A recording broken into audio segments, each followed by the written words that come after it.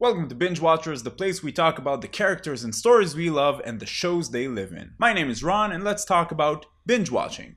Seems appropriate. As a person who spends a lot of his time binge watching shows, binge watching being the act of watching several episodes of a show back to back, I was interested to know, is binge watching really a bad thing? Because the name we gave it, binging, doesn't come from a good place. Binge eating is bad for you. Binge drinking is bad for you. Binge punching people in the face is also bad for you and other people, I would assume. So I took to the internet and asked, is binge watching really that bad for us? And as we know, there's no such thing as a unanimous opinion on the internet, doesn't matter what the question or the subject is.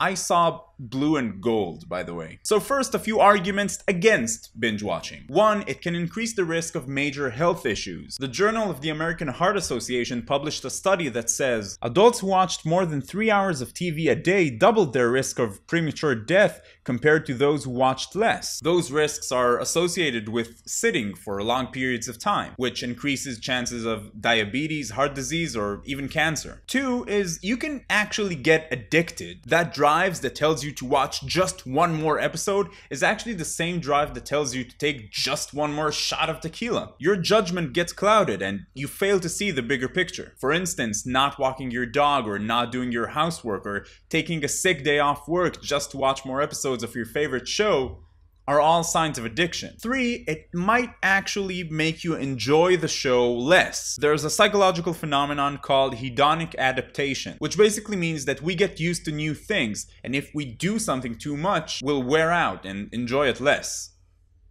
Perv. I don't agree with this point at all, and I'm gonna explain why in just a bit. Another point against the binge that I personally don't agree with is that it could make you antisocial because you're spending so much time in a dark room in front of your screen just loving and hating Frank Underwood. Okay, so there are obviously more points, but I think we get the picture. Let's move on to why binge watching isn't actually all that bad for us. First of all, we don't binge on any show. It's the rise of really good, complicated television that gave birth to the binge watching phenomenon. And now because of it, we're demanding better shows, and we're getting it. This is a great time to be a TV show fan. A lot of the negative things that are said about binge watching are said by people who are very obviously not a part of the culture or don't completely understand it. Kind of like when politicians talk about video games, they see it as mindless recreation. While it's not, it's evolved, it's more than that. It's a restorative experience. The term restorative experience was coined by psychologist Stephen Kaplan when he tried to find out why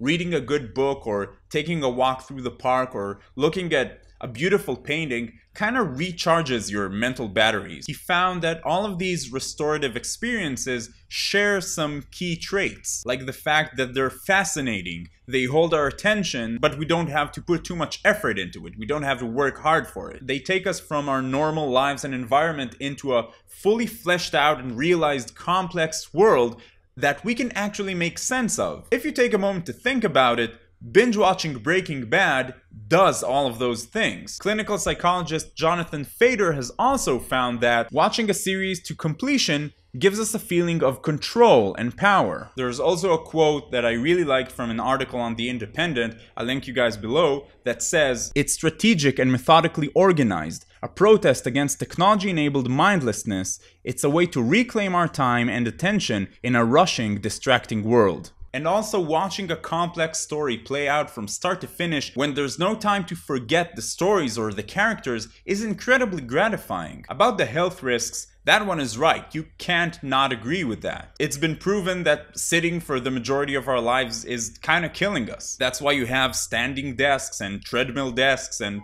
all kinds of crazy desks. So yeah, you shouldn't not move for the entire duration of season 3 of House of Cards because of desks.